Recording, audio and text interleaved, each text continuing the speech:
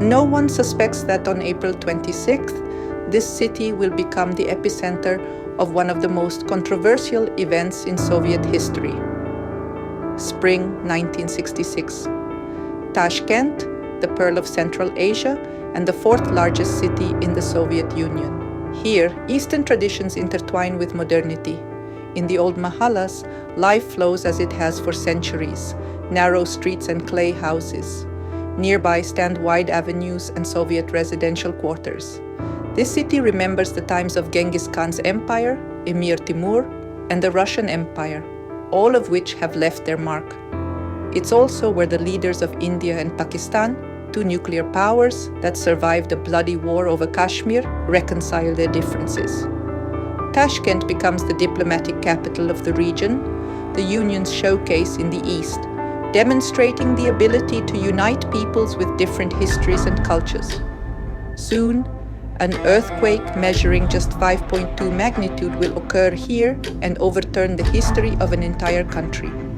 What lies behind the official version of events? Why does this earthquake still provoke fierce debates among historians? Some call the subsequent events a triumph of brotherhood among nations. Others, a brilliant propaganda operation by the Kremlin. But what really happened? While researching the Tashkent earthquake, I stumbled upon the series Desperate Hours on Magellan TV. This series shows how different societies cope with devastating natural disasters. The earthquake episode contains shocking footage from Nepal, Sichuan, and other locations that convey the horrifying scale of these tragedies and other catastrophes that I'll definitely check out soon. Magellan TV is sponsoring today's video with a special offer. Click the link in the description to start watching Desperate Hours. And get your first month of Magellan TV for just 99 cents. That's full access to over 4,000 documentaries on any device, anytime.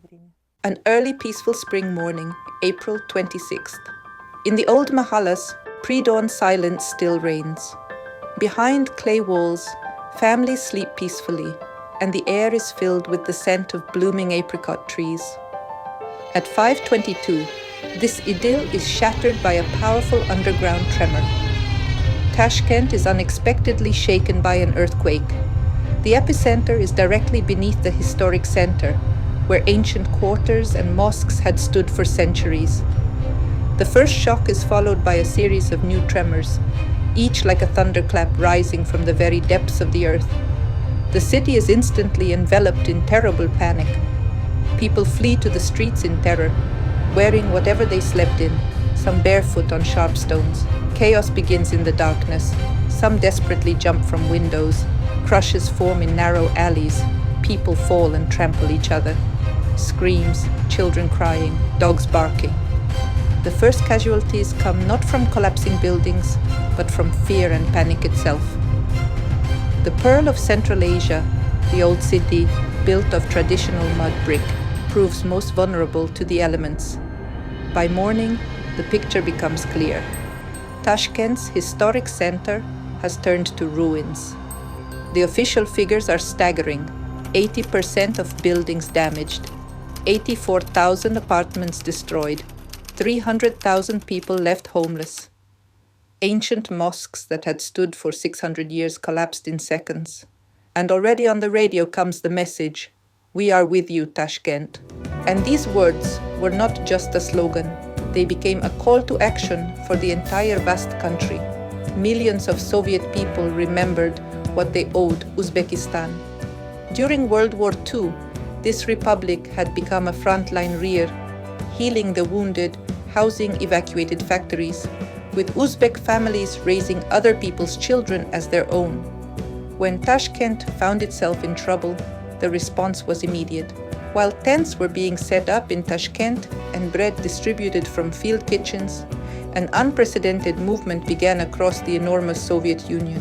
Remarkably, this wasn't the usual party directive. People themselves were eager to help their brother nation. Letters poured into newspaper offices with pleas. Take us too. The city that had recently seemed a distant eastern corner of a huge country, with its ancient traditions and special way of life, erased all distances with one strike of nature. Hundreds of thousands from the Baltic states and Siberia, from Ukraine and the Caucasus felt Tashkent's pain as their own. Hundreds of thousands of volunteers, an entire army that left their homes for someone else's misfortune. On a destroyed street, someone attached a handwritten poster to a tree. Tashkent will soon be the best city in the country. And so it would be. Meanwhile, entire neighborhoods were built by Azerbaijanis and Armenians, Kazakhs and Georgians, with Belarusians and Kyrgyz, Lithuanians and Russians working alongside them. They worked in 3 shifts, under the scorching sun and by the light of floodlights.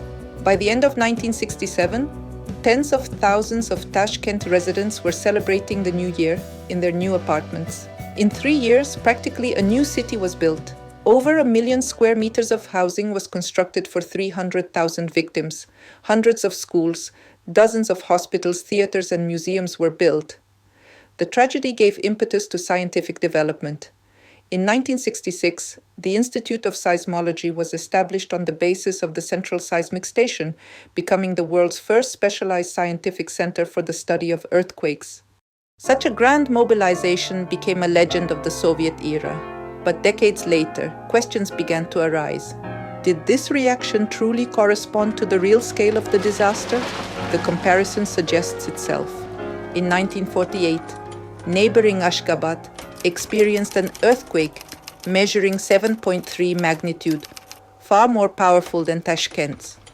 With a city population of about 117,000 people, between 36,000 and 110,000 died, according to various estimates, possibly every second resident.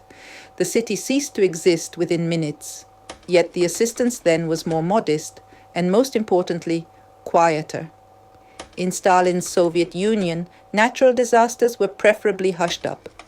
The tragedy was reported only after several days, with the number of victims described simply as many. Reconstruction proceeded without propaganda campaigns. In Tashkent, the picture was different. As it turned out officially, in a city of 1.5 million, only 13 people died. But an unprecedented information campaign unfolded. Why such a difference? Eyewitness accounts paint a contradictory picture.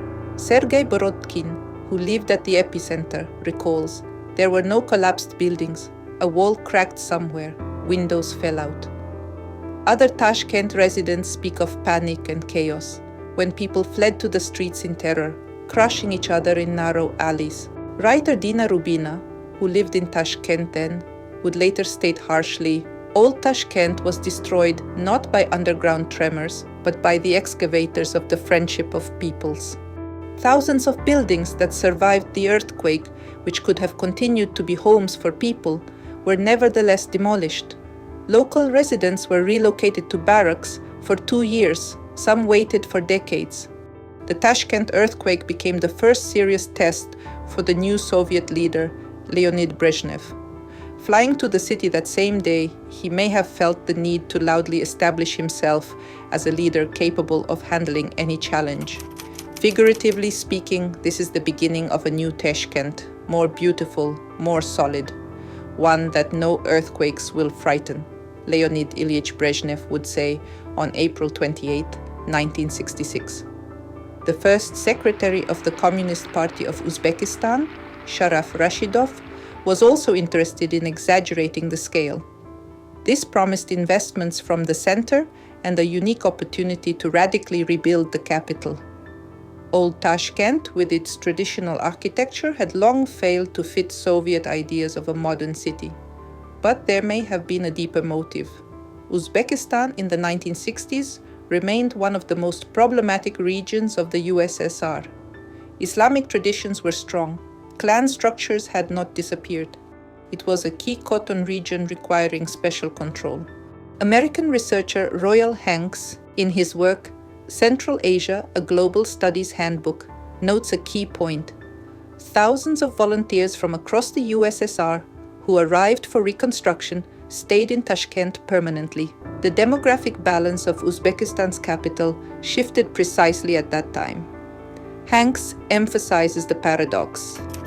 Improvements in living conditions did not compensate for the suppressed resentment that many Uzbeks felt not only toward the Soviet system, but toward the Slavs themselves. Western researchers see in the Tashkent story a propaganda operation and demographic experiment. Simultaneously, the position of the Russian language was strengthened, while traditional Islamic practices were pushed out of public space. But beyond all political disputes, it's important not to forget what matters most. For hundreds of thousands of Tashkent residents, the earthquake was a personal tragedy. They lost homes, loved ones, and their familiar way of life. And for them, the help that came from across the Soviet Union wasn't propaganda, but salvation. Architects from Moscow and Leningrad, builders from the Caucasus, they all worked tirelessly to give people new homes. Today in Uzbekistan, the events of 1966 are viewed with complexity, but with gratitude. Many elderly Tashkent residents still warmly remember those who helped rebuild their city. For them, it truly was a demonstration of brotherhood among nations, whatever the leadership's motives might have been. But there is also the loss of cultural heritage. During reconstruction, old Tashkent, with its ancient mahallas and traditional architecture, disappeared. Many houses, neighborhoods, and streets long bore the names of cities that helped Tashkent. But even this memory of fraternal assistance is gradually being erased from the city map. Tashkent knows what it means to die and be reborn. In 1219, Genghis Khan's armies wiped it from the face of the earth. Centuries later, Timur restored the city. The earthquakes of 1868 and 1966, revolutionary upheavals, each blow of history changed its appearance, but the city stands. Today's Tashkent can be read like a book. Here are the narrow streets of old mahallas that miraculously survived the earthquake. Nearby, neighborhoods from the 1970s with their recognizable Soviet architecture built by the hands of Leningrad masters. And underfoot, the famous metro, one of the most beautiful in the world, established in 1972 as a symbol of rebirth. Descendants of those volunteer builders still live here. Houses stand where Eastern traditions met Soviet technologies. The Tashkent drama of 1966 was simultaneously a tragedy and a triumph, propaganda and genuine human unity. History teaches us not to look for simple answers where there are none. There are too many facets, too many participants with their own motives and pain. But the main thing remains unchanged. In a critical moment, the decisive force turns out to be people's readiness to help each other. And this force proves stronger than any political calculations.